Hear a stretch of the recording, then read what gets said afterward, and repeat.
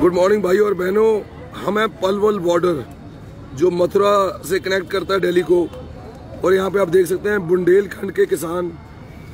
हम आपसे बात करवाएंगे डिफरेंट किसानों से, ताकि जो मीडिया आपको बताता है कि ये सिर्फ पंजाब के किसानों की जंग है। और पहली बात तो किसानों की जंग नहीं है, तो जन आंदोलन है।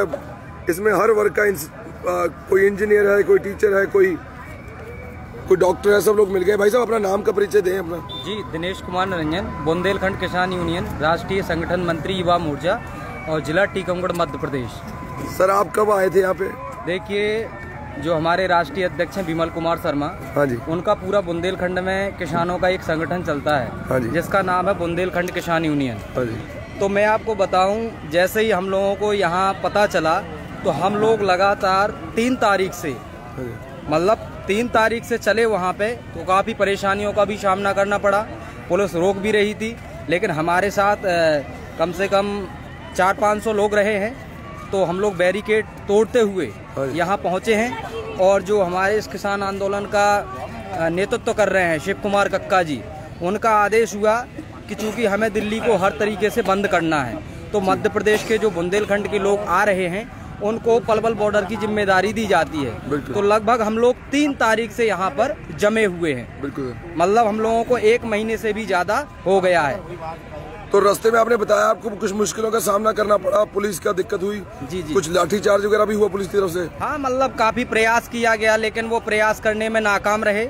ये किस राज्य की पुलिस थी? ये मतलब यूपी, योगी आदित्यनाथ, यूपी सरकार है, योगी आदित्यनाथ सीएम है। हाँ जी। तो उनके द्वारा काफी जनता के साथ, काफी किसानों के साथ अत्याचार किए जा रहे हैं। माननीय योगी जी को एक्चुअली संविधान का थोड़ा कम जानकारी रही है, और नागरिक शास्त्र में छोटे होते उनके प्रिंसिपल साहब ने बताया था, क्लासेस बहुत मिस की है उन्होंने। जी जी जी। तो इस वजह से उन्होंने ऑपरेशन देहात चला रखा है किसानों के खिलाफ। अब उन्हें ये पता नहीं कि मतलब पूरा जो भारत चल रहा है, हमारा जो संविधान चल रहा है, इसमें किसानों की विशेष भूमिका है। जय जवान जय किसान का जो नारा है, अगर वास्तव में हमारा किसान अगर गेहूं नहीं उगाएगा तो ये नेता लोग या सरकार क्या खाएगी, कहां से भंडारण करेगी?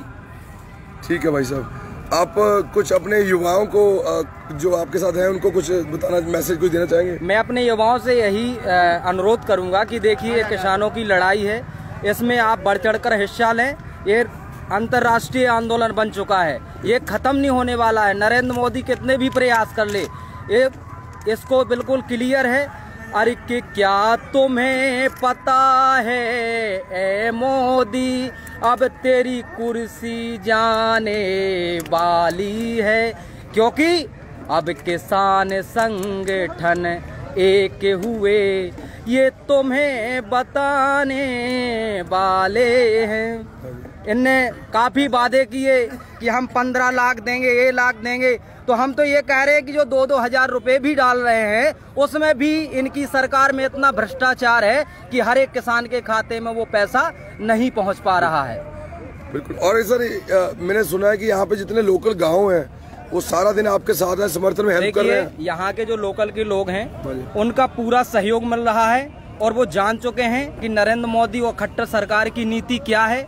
वो बिल्कुल भली भांति इस बात को जान चुके हैं। अब घबराने की कोई जरूरत नहीं। उनका तो मार्गदर्शन इतना मिल रहा है, इतना सहयोग मिल रहा है कि दूध से, लस्सी से, हर प्रकार की समस्या में, यहाँ तक कि नारी शक्ति भी हमारे साथ कंधा से कंधा मिलाकर चल रही है। बिल्कुल सर, बिल्कुल। धन्यवाद बहुत बहुत। हमारे साथ एक मैम है यहाँ पे। मैम अपना नाम बताएं और परिचय दें। जी, मेरा नाम अरुणा है। हम भोपाल से हैं हम लोग, और ये अखिल भारतीय जनवादी महिला समिति है जो देश भर में हमारे यूनिट्स हैं।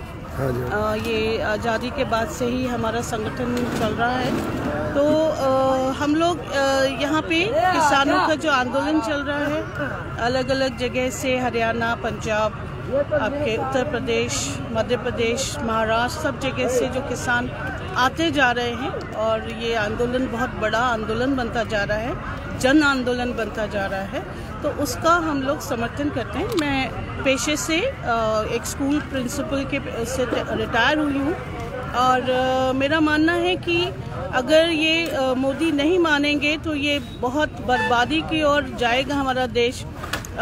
इनको अगर समझ नहीं आती है तो ये समझ जाए कि अगर किसान नहीं तो वो नहीं, यदि किसान नहीं रहेगा तो कोई भी नहीं रह सकता। वो हमारा पेट पालते हैं, हमें रोटी देते हैं। और जो हमारी महिलाएं हैं जो आज लगातार आ रही हैं, रोज आ रही हैं महिलाएं, बहुत अधिक संख्या में आ रही हैं महिला संगठनों से, तो उन सब महिलाओं की वजह से अगर हम वो 50% जो महिलाएं हैं हमारे देश की, वो सब अगर समझ जाएंगी कि उनका जो चौका है, चूल्हा है और जो उनके किचन्स हैं, अगर ये कानून आ जाएंगे तो राशन इतना महंगा हो जाएगा कि हमें अपने बच्चों का पेट भरना मुश्किल हो जाएगा। तो ये हमें समझना होगा, ये सबके लिए है ये कानून जो बर्बादी लेके आएगा। तो इसका विरोध करना और इन किसानों और यहाँ के मजदूर और यहाँ के साथी जितने भी अलग अलग पेशे से आए हुए हैं उनको मेरा सलाम। बहुत ज़्यादा पीड़ाओं के बाद भी, इतनी मौतें हो जाने के बाद भी सरकार की आंखें नहीं खुली हैं, तो सरकार को होश में आना चाहिए। और मैम, जैसे आपने सब अपनी बहनों और माताओं को बताया कि कैसे ये जो आंदोलन है ये सिर्फ किसानों को नहीं है, उनके भी चूल्हे चौखट पे इन्होंने आंख रख ली। अब तो उसके बारे में थोड़ा विस्तार से बताएं कि एक जैसे अब जंग किसानों की है नहीं, किसानों को तो सरकार एमएसपी दे देगी, कानून शायद वापस ना हो पर एमएसपी दे देगी, तो एमएसपी लेते ही हमारे को पहला कानून अपने आप रद्द हो जाएगा मंडियों वाला, तो हम जहाँ मर्जी बेचे हमें पैसे मिल जाएंगे। कोर्ट बनाने को सरकार तैयार है, फास्ट ट्रैक वाले। सो कुल मिला के एसेंशियल कमोडिटी एक्ट है जो, उसमें गिर जाएंगे लोग।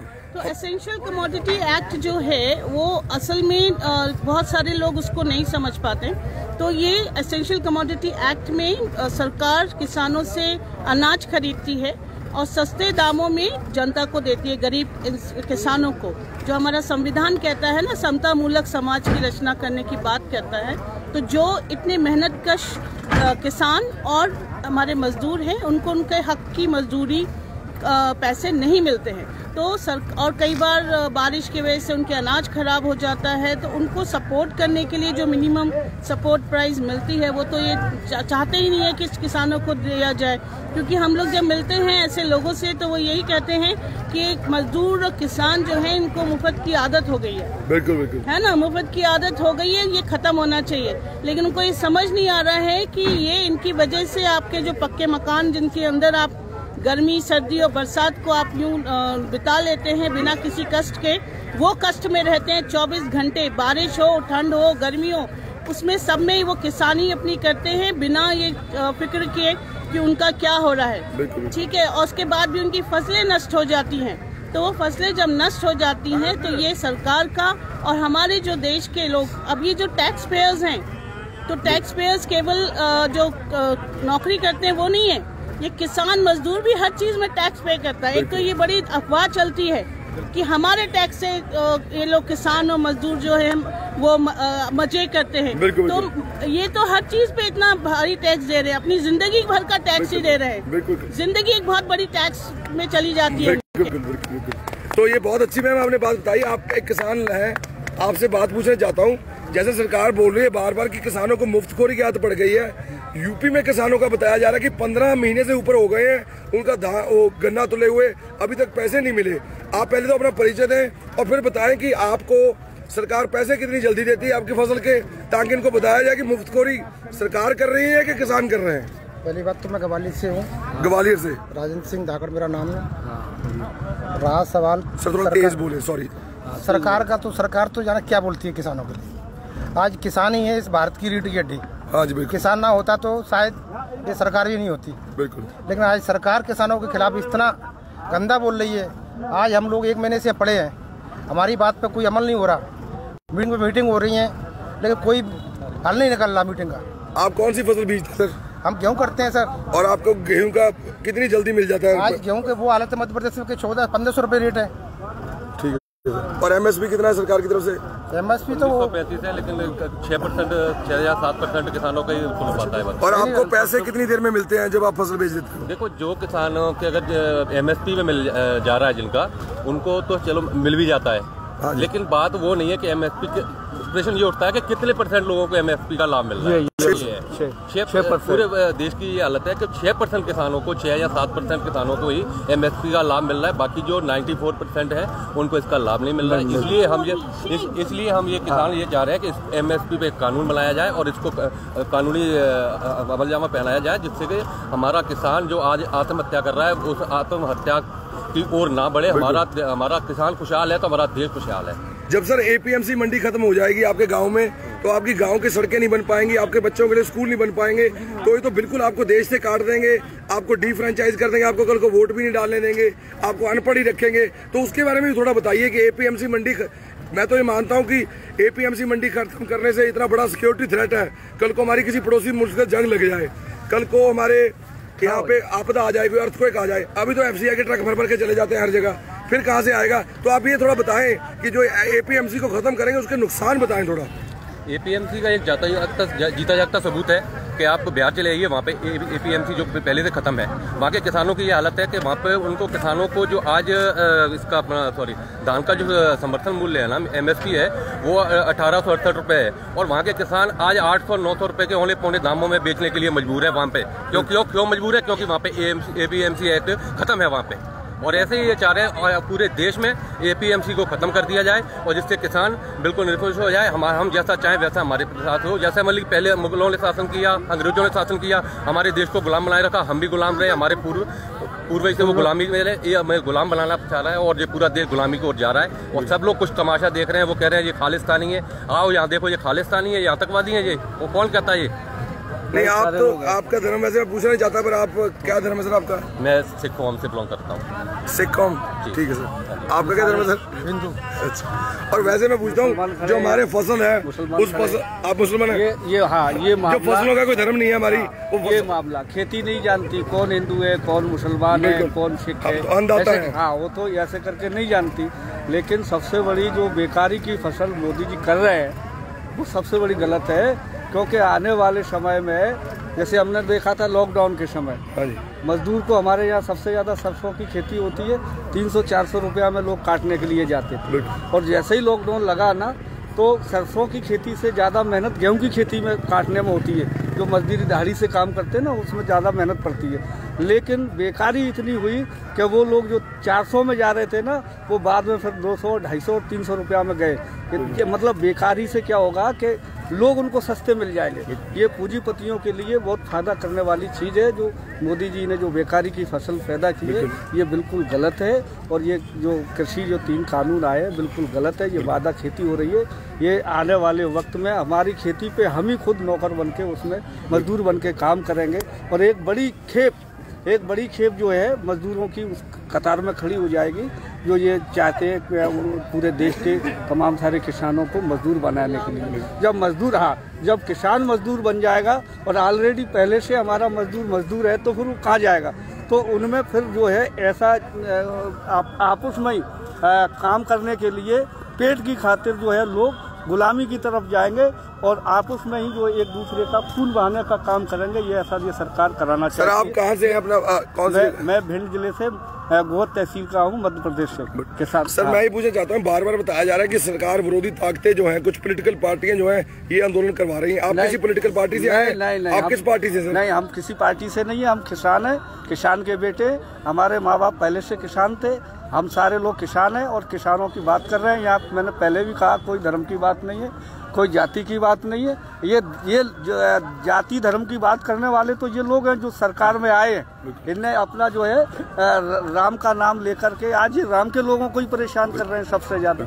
हमारे पास तो इतनी खेती भी नहीं है, सबसे ज़्यादा हिंदुओं पे खेती है। लेकिन आज जिस कानून जी अगर बन जाएगा, अगर कानून वापस नहीं हुआ ना, तो आने वाले वक्त में वैसा लोग सारे के सारे परेशान हो जाएंगे। हम ये कहते हैं कि अगर आप ऐसी हिंदू मुसलमान कर रहे हैं, ये बात गलत है। इस तरह से हमको तोड़ नहीं सकते। ये इसके लिए तो जो अंग्रेज थे वही बहुत थे। उनने जो फूट डालो शासन का काम किया, अब नहीं चलने वाला है। आज हमारा सारे लोग समझ गए और हम लोग, ये हमारी नैतिक जिम्मेदारी बनती है। हम यहाँ से वैसे तो जीत ही गए। हमने पानी को चुनौती दी, सारी परेशानी को चुनौती दे करके आज हम 40 दिन से ज़्यादा हो गए हम लोग यहाँ बैठे हैं लगातार। हम पहले आए थे 26-27 तारीख को। ये उत्तर प्रदेश की सरकार ने हमको वहाँ रोक के रखा था पार्वती नदी पर। तब से लेकर के आज तक हम यहाँ से जाते हैं अगर अपने घर, वैसे तो गए नहीं, और अगर जाएंगे तो यहाँ से एक चुनौती लेके जाएंगे। हमारा काम बनता है सारे गरीबों को समझाने का। वे धर्म की बात को समझा रहे हैं, हम लोग अपने हक की बात समझाएंगे। और अभी तक किसी भी धर्म में जो रामायण होती थी, मीलाद होती थी और किस्म का इनका ग्रंथि पढ़ी जाती थी, लेकिन नहीं, अब की बार हम यहाँ से ये तय करके जाएंगे कि संविधान का पाठ होगा, सारे लोगों के बीच में संविधान का पाठ होगा।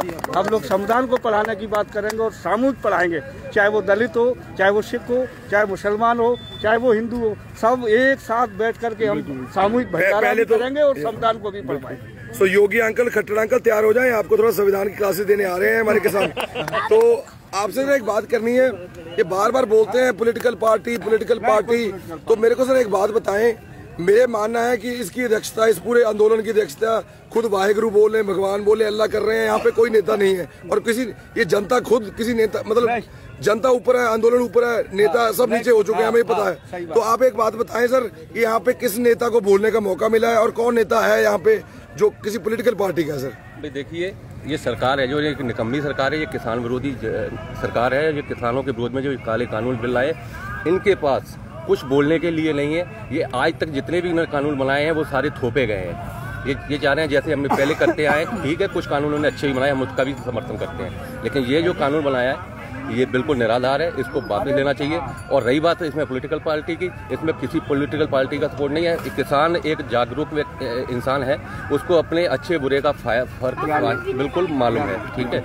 और इसमें रही बात किसी पॉलिटिकल पार्टी सपोर्ट की, वो कोई सपोर्ट नहीं है। किसान अपने आप आया है और पूरे यहाँ पे किसान है, कोई इसके अलावा मतलब अपने आप आया, कोई लेके नहीं आया, कोई लेके नहीं आया। सर और अपना जिला और जमीन कहाँ पर आपकी वो बता दें? मैं ये डिस्ट्रिक्ट ग्वालियर मध्य प्रदेश और तहसील घाटीगांव मोना से आया हूँ। और कौन कौन से जिलों के किसान, मतलब मध्य प्रदेश कौन कौन से, यहाँ पे पलवल पे कौन कौन से किसान है, किस किस स्टेट के हैं? देखिए यहाँ पे धौलपुर से भी है जो राजस्थान पड़ता है, एमपी के बिल्कुल बॉर्डर, राजस्थान, ठीक है, राजस्थान धौलपुर, ठीक है। और इसमें भिंड जिले की भी, जैसे ये बताया इन्होंने, ठीक है, पौध है, डबरा है, मुरैना है, ग्वालियर है, शिवपुरी के हैं, और आगे से भी जबलपुर है, और आगर मालवा की साइड में वो भी है। यानी पूरे एमपी से धीरे धीरे अब ये आंदोलन जो है ना बिल्कुल जागरूक हो गया, सारा बढ़ता जाएगा, इससे कम नहीं होगा, बढ़ता ही जाएगा। नहीं, इस तरह की बात हम लोगों से नहीं करें, ये अलगाववाद की तरफ हमको नहीं ढकेले। हम पूरे भारतवर्ष के, भारत की धरती पर रहने वाले लोग हैं। इस वसुंधरा में ये क्वेश्चन पता कि पूछा है बार बार मीडिया पे, गोदे मीडिया पे बार बार दिखा रहे हैं कि पंजाब के लोग, गलत बात, पंजाब के लोग आंदोलन कर रहे हैं। हमको अलगाववाद में मत डालिए। बिल्कुल सर, बिल्कुल आप सही। सारे लोग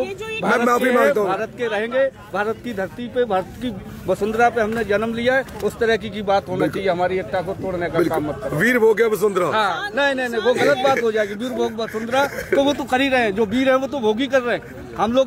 हम लोग मेहनत कश लोग हैं, हम वीर हैं, ठीक है, लेकिन इस तरह का भोग नहीं करेंगे जिस तरह का ये कर रहे हैं। अगर हमारे हाथ में सरकार आएगी, हम बताएंगे कैसे सरकार चली जाती है। हम जियो और जीनो का जो नारा है उसको पूरी तरह से अमल में अमली जामा पहनाएंगे। इस तरह की बात नहीं करेंगे। हमारे लिए सारे लोग बराबर हैं, इस तरह की बात नहीं। जो मेहनत करेगा वो खाएगा और बेईमान यहाँ से जाएगा। बहुत बढ़िया, बहुत बढ़िया। जब वोट दिया था तो वो समझदार था, और अभी अपने हक की बात कर रहा है तो अलगाववादी बात भ्रमित हो रहा है। तो शर्म आनी चाहिए इनको। और ये जो समझ रहे हैं कि जनता मूर्ख है या किसान मूर्ख है, किसी कोई बरगला सकता है उनको, तो अब जनता जाग गई है। तो तुम भी जागो मोदी, और तुम भी जागो अपने जितने भी भाजपाई हैं, और ये समझ जाएं कि ये देश जनता का है, मालिक जो है जनता है। आप उनकी सेवा करने के लिए आए हैं तो बिल्कुल अच्छे से सेवा करें, और नहीं तो सीट छोड़ें। हाँ बिल्कुल। तो मैं आपसे युवाओं के लिए पूछना चाहता हूँ, जैसे युवा बहुत अब धैर्य से चल रहे हैं, अपने प्यार से चल रहे हैं। सरकार कई जगह लाठी मारी, उनको भड़काएगी, पर हमें सत्याग्रह के तरीके पे चलना है, हमने कानून हाथ में लेना। तो युवाओं को क्या मैसेज है सर आपका? नहीं, मैसेज हमारे युवाओं के लिए ये मैसेज है कि पहले तो वो अपने हक अधिकार के बारे में जानते हैं और जान रहे हैं। ये मोदी जी ने पहले जब अपना जो लेके आए थे एजेंडा, तब इनने कहा था 2 करोड़ नौजवानों को रोजगार दें। हम लोगों को मालूम है, अखबार पढ़ते हैं सारी चीज़, क्योंकि इनकी एक बार की झूठ हो तो समझ लेते हम। 100 बार इनसे बड़ा झूठा देश के अंदर, दुनिया के अंदर कोई है नहीं। इतनी झूठ बोलते हैं, तो अब हम इन पे समझ रहे हैं कि ये इनके पास रोजगार नहीं है। मैंने अभी भी पहले भी बताई थी कि ये बेकारी की फसल पैदा कर रहे हैं। और हमारा नौजवान अब इकट्ठा हो रहा है, एकजुट हो रहा है, और रोजगार के लिए वो लड़ेगा। और मेरी जो उनसे अपील भी है कि आप जो है सारी जो अलगाववादी बातें, धर्म की बातें, इन सब को छोड़ करके आज रोजगार के सवाल पर, जैसे हमारा किसान यहाँ पलवल और दिल्ली को चारों तरफ से जो घेरे हुए है, वैसे ही आने वाले वक्त में हमारा नौजवान जो है अपने रोजगार के लिए जो है घेरेगा और स्वतः लड़ाई लड़ेगा। उसमें कोई जो है राजनीतिक पार्टियों का वो नहीं होगा। सारा देश का जो है नौजवान है वो अपने लिए लड़ेगा। और आज वो इतना शिक्षित हो गया है, अपना भला बुरा वो सब समझता है और वो ये इनसे ज़्यादा उम्मीद भी नहीं लगाता है कि ये कुछ देंगे। वो तो कुछ ये देश का जो नागरिक है, चाहे वो नौजवान हो, चाहे वो छात्र हो, चाहे वो किसान हो, मजदूर हो, कोई भी हो, क्योंकि वोट डाल करके सरकार बनाता है और टैक्स दे करके। ये जो गलत बात अफवाह फैली जाती है कि किसान मजदूर को वो जो है आदत पड़ गई है फ्री की खाने की, मैं उन मोदी जी को बता देना चाहता हूँ और खट्टर साहब को भी बता देना चाहता हूँ और योगी को भी बता देना चाहता हूँ कि ये देश की जनता, पेट का राजा मर गया, अब पेटी से पैदा होता है। और हमारा किसान वोट डाल करके, मजदूर, नौजवान, ये सारे लोग वोट डाल करके सरकार बनाते और टैक्स दे करके सरकार को चलाने का काम करते। हम कोई भिखारी नहीं है, हम अपना अधिकार मांगते हैं। बिल्कुल हमारा सर मेरे को एक आखिरी क्वेश्चन आपसे पूछना है कि जो युवा है उनको आपने बोला लड़ाई करनी है आंदोलन के, सो लड़ाई का तरीका अहिंसावादी हो, हिंसक हो, कैसा तरीका हो, उस तरीके में थोड़ी गाइडेंस देंगे। आप हमारे बड़े हैं तो हम आपसे सीखेंगे। हम लोग देखिए लड़ाई से बने हिंसक तरीके से लड़के किसी का खून खराबा करके कोई लड़ाई नहीं जीती जा सकती। हम लोग जो है शांति में विश्वास रखते हैं। इस तरह की बातें तो वो कराते हैं, वो अपने जो है कुछ असामाजिक तत्वों को भेज करके हमारे जैसे बन करके वही उधड़न करते हैं, वही सब कुछ करते हैं। हम कभी नहीं, ना इस तरीके के आदमी है, ना हम इस तरीके की लाइन करते हैं। हम शांतिप्रिय व्यक्ति हैं। आज हमारा किसानों का आंदोलन देख रहे हो, 40 दिन में कोई आप बताए कि किसी को परेशान कराओ। हम लोग यहाँ रह रहे हैं, ये हमारे जो ग्वालियर के जो महात्मा जी है, सरदारों के जो ग्रंथी साहब है, तो उनने अपनी तरफ से ये लंगर लगाया है और सारे ये ट्रक वाले जो जाते हैं उनको हम बुला के खाना खिलवाते हैं। कोई भी भूखा आदमी नहीं रह रहा है। हम लड़ाई की बात क्यों करने लगे? ना हम कभी लड़ाई की बात करते हैं। प्रेम से जीता जा सकता है, किसी को भी जीता जा सकता है, तो प्रेम से जीता जा सकता है। तब तक बहुत देर हो जाएगी। आजकल के नौजवान को समझना होगा, इसीलिए क्योंकि जब हमारी हक की लड़ाई है, अगर नहीं लड़ेंगे तो बहुत देर हो जाएगी। बिल्कुल बिल्कुल बिल्कुल, थैंक यू। सो भाई और बहनों, आपने देखा कि ये जन आंदोलन बन गया है। सब नारी शक्ति, सब युवा, सब जवान, किसान, मजदूर सब एक साथ हैं और सारा समाज जुड़ गया है। ये कोई किसानों की लड़ाई नहीं है, अब ये हमारा एक जन आंदोलन है। सो अगर कोई ये सोचता है ये राजनीतिक है, ये जो भी इसको जामा पहनाएगा, हिंसा जो भी है, सो भैया 24 घंटे आपकी खबर नहीं चलेगी वो झूठ वाली। हमें सब समझ आता है, हम जागरूक हैं और लोगों को भी जागरूक करेंगे और पूरे देश में ये जागरूकता की क्रांति हम फैलाएंगे। सो जय हिंद, जय भारत।